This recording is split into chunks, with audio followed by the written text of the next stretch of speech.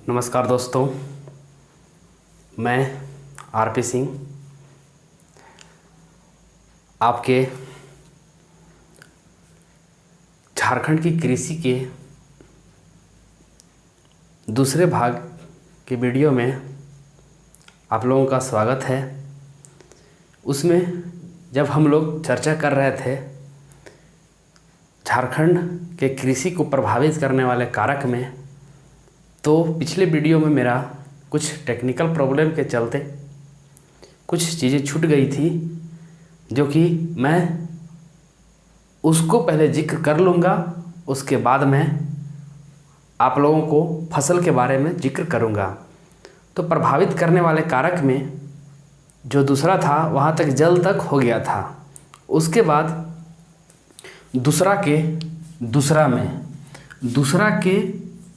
दूसरा में आपका बचा हुआ था सिंचाई।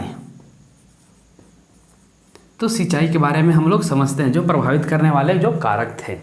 तो आप लोगों को पता है कि झारखंड एक पठारी क्षेत्र है, जो कि मानसून, तो यहाँ पर मानसून से तो अच्छा खासा वर्षा हो जाती है, लेकिन पठारी इलाका होने के कारण यहाँ से जल का प्रवाह दूसरे क्षेत्रों में, मतलब कि ऊंची भाग से नीचे वाले भाग में चला जाता है, प्रवाह हो जाता है, और समुद्र में लगभग यहाँ का वर्षा का पानी समुद्र में चला जाता है, जिसके कारण झारखंड कृषि को ये सिंचाई प्रभावित करता है। तो सिंचाई को प्रभावित तो कर सिंचाई के द्वारा तो झारखंड के फसल प्रभावित होता है, लेकिन इसमें कुछ परियोजनाएं चलाई जा रही हैं, जैसे बृहद सिंचाई परियोजना, लघु सिंचाई परियोजना, ये सब चलाई जा रही हैं, जिससे सिंचाई झारखंड में सबसे ज़्यादा आपका कुआं से किया जाता है। क्या चीज़ से किया जाता है? सबसे ज़्यादा कुआं से किया जाता है, उसके बाद तालाब से किया जाता है, उसके बाद आपका नहर से किया जाता है, उसके बाद आपका नलकूप से किया जाता है। तो समझिएगा, सबसे ज़्यादा कुआं से जो है आपका कहाँ पे होता है? तो सबसे ज़्यादा आपका गुमला में होता है, ये गुमला में होता है सबसे ज़्यादा कुआं से सिंचाई। तालाब से आपका देवघर में होता है, और नहर से जो आपका है वो आपका सरायकेला खरसावां और सिंहभूम क्षेत्र में होता है। यहाँ पर स्पेस नहीं है, इसके चलते मैं नहीं लिख रहा हूँ, आप लोग नोट कर लीजिएगा। नहर से सबसे सर्वाधिक सिंचाई जो होता है झारखंड में सरायकेला खरसावां और सिंहभूम क्षेत्र में होता है। उसके बाद लास्ट जो है नलकूप से होता है, जो कि आपका ये लोहरदगा में होता है। तो ये सिंचाई था प्रभावित करने वाले कारक। नेक्स्ट हम लोग इसी में चलते हैं। अभी जो बचा हुआ है इसको पहले पूरा कर लेते हैं हम लोग, है ना, जो प्रभावित करने वाले कारक हैं। उसके बाद सिंचाई के बाद जो है आपका बीज है। क्या है? बीज। सिंचाई के बाद आपका है तीसरा नंबर में बीज है। तो बीज कैसे प्रभावित करता है? अगर झारखंड तो एक ऐसे ही कम उर्वरता वाला भूमि है, जिसके कारण अगर यहाँ पर खराब, मतलब कि अच्छे प्रकार की अगर किस्म वाली बीज नहीं लगाया जाता है, तो इसमें कहाँ यहाँ का उत्पादन जो है सो बहुत कम हो जाएगा। तो यहाँ पर हाइब्रिड बीज का उपयोग करके और यहाँ पर उत्पादकता बढ़ाया जा सकता है।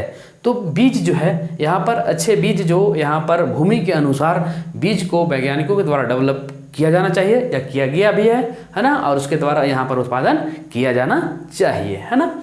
फिर नेक्स्ट चलते हैं, बीज के बाद आपका आता है खाद। खाद में देखते हैं चौथा नंबर खाद था। क्या था चौथा नंबर आपका? खाद। खाद में देखते हैं कि यहाँ की जो झारखंड की जो भूमि है, झारखंड की जो मिट्टी है, वो कैसे खाद प्रभावित करता है। तो यहाँ जो मिट्टी में जो आपका जो मात्रा कम पाया जाता है वो आपका है, समझते हैं क्या? तो पोटेशियम। समझते हैं? Potassium, potassium, potassium, phosphorus, phosphorus, है ना, potassium, phosphorus, nitrogen, cobalt, boron, है ना, ये आपका यहाँ की मिट्टियों में कमी पाया जाता है ना। ये सब सारे चीज़ों क्या पाया जाता है, ये आपका यहाँ पर झारखंड की मिट्टियों में कमी पाया जाता है। तो इसको पूर्ति करने के लिए, इसको पूर्ति करने के लिए जो है से आपका चलते हैं ammonium sulphate, ammonium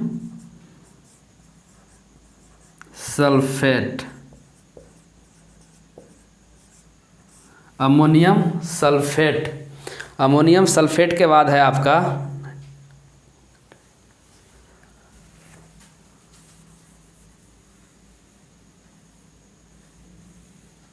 ammonium nitrate,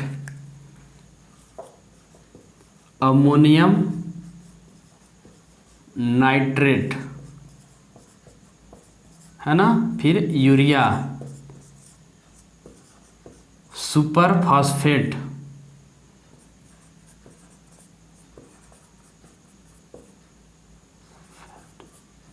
ये जो शुरुआत में लिखे थे उसकी क्या है, झारखंड में मिट्टियों में कमी पाया जाता है और उसको पूर्ति करने के लिए ammonium nitrate, urea, super phosphate और अमोनियम सल्फेट की सहायता से यहाँ का उत्पादकता क्या किया जाता है, प्रभावित जो हो रहा है उसको पूरा किया जाता है।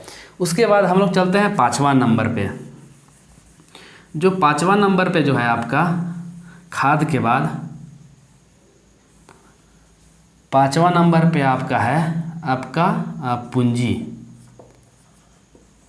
और 6ठा नंबर पे आपका है श्रम। तो पूंजी के बारे में हम लोग समझते हैं ना। तो यहाँ पर झारखंड की भूमि पता ही है कि उबड़ खाबड़ है ना। तो यहाँ पर अधिक पूंजी निवेश करने की ज़रूरत पड़ता है उत्पादकता को बढ़ाने के लिए, जो कि ज़्यादा पैसा की आवश्यकता पड़ता है, ज़्यादा पूंजी की आवश्यकता पड़ता है। इसी कारण यहाँ के जो गरीब लोगों की जो किसान हैं, है ना, इन लोग कर्ज लेकर अपना फंस जाते हैं। कृषि जो कितना करते हैं उससे ज़्यादा कर्ज में फंस जाते हैं, है ना।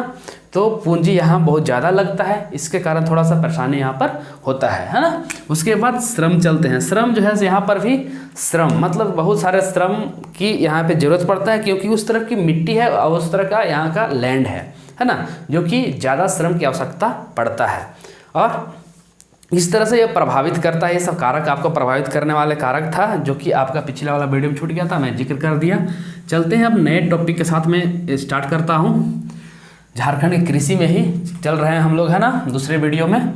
उसके सबसे पहले चलते हैं फसल। ये फसल क्या होता है ना, कृषि तो देख लिए थे, तो ये फसल क्या होता है, फसल के बारे में हम लोग चर्चा करेंगे। तो हम जब बताए थे कि कृषि क्या कहते हैं, सेम टू सेम डेफिनेशन है, उसको थोड़ा सा चेंजिंग करना है कि मनुष्य जब अपने लाभ के लिए किसी पौधों को, मनुष्य जब अपने लाभ के लिए किसी पौधों को नियमित कार्यक्रम के तहत अगर किसी भी पौधे के द्वारा फसल का उत्पादन किया जाता है, किसी के फसल का उत्पादन किया जाता है, उसे क्या कहते हैं, फसल कहते हैं, जो कि नियमित रूप से किया जाता है, जो कि एक आप बोल सकते हैं छोटा पार्ट में भी हो सकता है, उसको फसल कहते हैं। झारखंड में फसल दो प्रकार के होता है, एक खरीफ फसल, रबी फसल। इसमें हम लोग दो और देख सकते हैं, मना मतलब कि हम लोग चाहे तो दो और देख सकते हैं, जिसमें दो और कौन कौन देख सकते हैं, तो एक जायद फसल और एक नकदी फसल को हम लोग देख सकते हैं। कौन कौन देख सकते हैं, नकदी फसल और एक जायद फसल। जो आपका नकदी फसल जो होता है ना, और जो नकदी फसल और जो जायद फसल होता है उसके बारे में समझते हैं। जैसे नकदी फसल जो होता है आपका, वो आपका व्यापार के लिए होता है। क्या होता है, नकदी फसल आपका व्यापार के लिए होता है ना, जो कि जिसमें गन्ना आता है, जूट आता है, कपास आता है, इसमें सिर्फ और सिर्फ व्यापार के लिए किया जाता है, उसको नकदी फसल कहते हैं। और जो हम लोग गर्मी के मौसम में जैसे में बोते हैं, जून में बोते हैं, मार्च अप्रैल मई जून में सब बोते हैं, जो कि हम लोग किसमें तरबूज, खरबूज, खीरा, ये सब मतलब कि फसल को बोते हैं, उसी को क्या बोलते हैं हम लोग, जायद फसल कहते हैं। तो मुख्य रूप से हम यहाँ पर 4 लिख सकते थे, लेकिन 2 हम ऐसे ही जिक्र कर दिए, और 2 जो बचा हुआ है वो हम लोग विस्तार पूर्वक अध्ययन करेंगे और जानेंगे, है ना। तो जो खरीफ है और जो रबी है, हम लोग 2 चर्चा कर दिए। कौन कौन चर्चा कर दिए बाबू? एक जायद कर दिए, जायद फसल, और एक कर दिए हम लोग नगदी फसल, है ना। दोनों के बारे में हम लोग चर्चा कर दी आप लोगों से, ठीक है।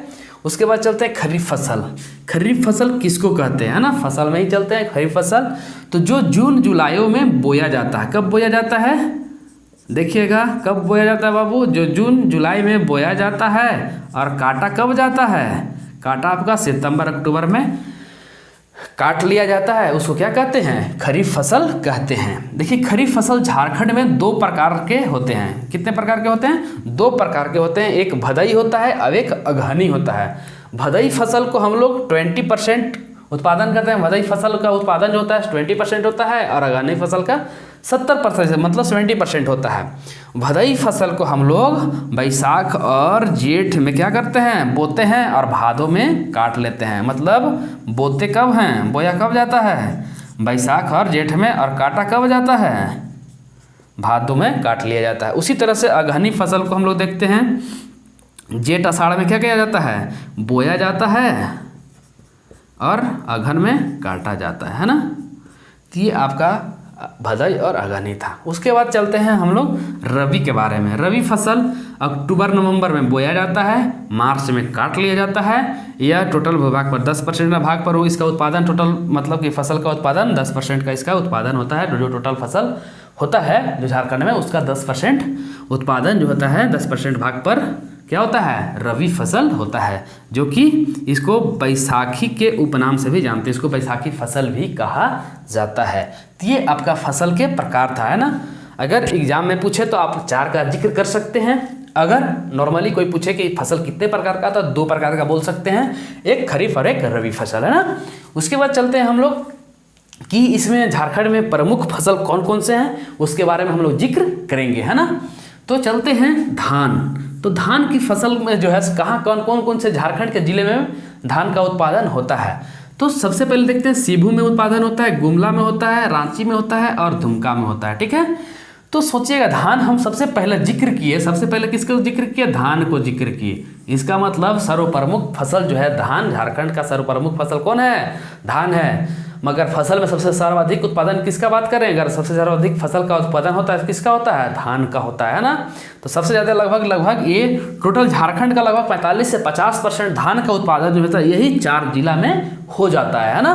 तो ये धान के बारे में जिक्र किए, जो कि इसका तापमान कितना चाहिए? तापमान इसका उत्पादन के लिए तापमान जो है चाहिए 20 से 27 डिग्री सेल्सियस चाहिए, और वर्षा कितना चाहिए? आपका 100 से 200 सेंटीमीटर तक इसका वर्षा चलेगा, कोई दिक्कत नहीं है। इतना वर्षा सेंटीमीटर अगर वर्षा होता है तो चलेगा, कोई दिक्कत नहीं है। उन्नत किस्म की बीज जो मतलब धान का जो झारखंड में धान का जो बीज है, वो उन्नत किस्म का जो बीज है वो कौन कौन है? तो वंदना है, अंजलि है, सदाबहार है, बिरसा धान 109 और 110 है, ठीक है, जो कि ये उन्नत किस्म का बीज है। उसके बाद सेकेंड, झारखंड का सर्वप्रमुख दूसरा फसल जो है वो मक्का है। सबसे सर्वाधिक उत्पादन जो है पलामू में होता है, और उसके बाद हजारीबाग में, उसके बाद गिरिडीह में, उसके बाद साहेबगंज में, है ना। यहाँ पर थोड़ा सा ध्यान दीजिएगा, कहीं कहीं कोई बुक में लिखा हुआ मिलता है कि पलामू में सर्वाधिक क्षेत्र में आपका इसका क्या होता है? बुआई होता है। लेकिन अगर उत्पादन की बात करें तो दुमका कहाँ मिल जाता है? दुमका में। कहाँ पर बाबू? तो दुमका में। कहीं कहीं पे मिल जाता है, तो हम जिक्र कर दिए ताकि आप लोग के कहीं पे ऑप्शन में मिल जाए तो थोड़ा ध्यान रखिएगा, है ना। ऐसे मिलेगा कि सर्वाधिक उत्पादन मक्का का कहाँ होता है, तो इसे पलामू मारिएगा। लेकिन कहीं कहीं पे ऑप्शन के अनुसार देख लीजिएगा, है ना, कहीं कहीं पे मिलता है कि मक्का का जो है उत्पादन जो है सबसे सर्वाधिक दुमका में मिलता है, लेकिन सबसे सर्वाधिक दुमका में होता है, और कहीं कहीं पे मिलता है पलामू में, ठीक है। तो जहाँ पे ऑप्शन देख लीजिएगा उसके अनुसार आप जिक्र कीजिएगा। लेकिन पलामू में जो है सबसे सर्वाधिक बोया जाता है, लेकिन उत्पादन सबसे सर्वाधिक दुमका में होता है, ठीक है। उसके बाद इसका देखिएगा, इसका तापमान कितना चाहिए बाबू मक्का के लिए? तापमान आपका 25 से 30 डिग्री सेल्सियस चाहिए। उसके बाद वर्षा कितना चाहिए? वर्षा आपको चाहिए 75 से 100 सेंटीमीटर वर्षा। उन्नत किस्म का जो बीज है मक्का का वो सुआन है, कंपोजिट 1 है, बिरसा मकई 1 है ना। ये आपका उन्नत किस्म का बीज है। उसके बाद चलते हैं तीसरा जो है से आपका गेहूं है। क्या है? गेहूं, जो कि पलामू में सबसे सर्वाधिक उत्पादन होता है। उसके बाद हजारीबाग, उसके बाद गोड्डा। तापमान कितना चाहिए बाबू? तापमान 20 से 25 डिग्री सेल्सियस। वर्षा कितना चाहिए? 50 से 75 डिग्री सेल्सियस। उन्नत किस्म का जो बीज है वो HP 1761, HD 2002, HD 1623 जिसको सोनाली के नाम से जानते हैं, और HD 2643 जिसको गंगा के नाम से जानते हैं। जो एक HP 1761 दिख रहा है उसको हम लोग किस नाम से जानते हैं? जगदीश के नाम से जानते हैं। जगदीश के नाम से जानते हैं। किसके नाम से जानते हैं? जगदीश के नाम से जानते हैं, है ना। उसके बाद तीसरा के बाद चलते हैं चौथा फसल में जिसका नाम है जौ। जौ जो है सर्वाधिक देखिएगा, गेहूं का ये चचेरा ममेरा फुफेरा जो भी बोलना है वो बोल सकते हैं, ये भाई ही होता है ना। तो सबसे सर्वाधिक उत्पादन गेहूं का पलामू में होता है, तो इसी तरह से जौ का भी उत्पादन पलामू में ही होता है। जितना इसको तापमान चाहिए, जितना वर्षा चाहिए वो सेम टू सेम चाहिए, है ना। तो इसीलिए इसमें ज़्यादा जिक्र किया हुआ नहीं है। तो पलामू, साहेबगंज, हजारीबाग और सिंहभूम में ये उत्पादन होता है। उसके बाद चलते हैं तिलहन और दलहन चलते हैं। तो तिलहन और दलहन का जो सबसे सर्वाधिक उत्पादन होता है वो पलामू में होता है। उसके बाद गन्ना चलते हैं, है ना। नेक्स्ट फसल आपका 5वां गन्ना है, जो कि सबसे ज़्यादा हजारीबाग में उत्पादन होता है, पलामू में होता है, दुमका में होता है, उसके बाद गोड्डा में होता है, जिसको नकदी फसल के रूप में जानते हैं। नकदी फसल का डेफिनेशन हम यहाँ पर बताए थे कि नकदी फसल क्या होता है, जो कि आपका नकदी फसल बताए थे कि जो व्यापार के लिए, जो व्यवसाय के लिए जिसका उत्पादन किया जाता है उसको नकदी फसल कहते हैं, है ना। नेक्स्ट है ज्वार बाजरा। ज्वार बाजरा है, तो ज्वार बाजरा जो है हजारीबाग, रांची और सिंहभूम, मतलब सबसे सर्वाधिक ज्वार बाजरा का उत्पादन कहाँ होता है? हजारीबाग में होता है। ये आपका 5वां था। ये छठा चलते हैं मड़ुआ। मड़ुआ का उत्पादन सबसे ज़्यादा सर्वाधिक रांची में, हजारीबाग में, गिरिडीह में। इसको जायद फसल कहते हैं, ठीक है। जायद फसल में और बताए थे, मड़ुआ के अलावा आपको बताए थे खीरा बताए थे, ककड़ी बताए थे, तरबूज बताए थे, है ना, जो कि गर्मी के मौसम में इसका उत्पादन किया जाता है। तो ये आपका झारखंड के कृषि का पूरा वीडियो अब समाप्त होता है। लेकिन मैं आप लोगों से एक बार दोबारा मैं एक जिक्र करना चाहूँगा कि अगर अभी तक मेरा YouTube चैनल को सब्सक्राइब नहीं किए हैं तो कृपया करके सब्सक्राइब, शेयर, लाइक, कमेंट जरूर कर दिया कीजिए, ताकि आप लोगों का प्यार मुझे मिलता रहे, है ना। धन्यवाद।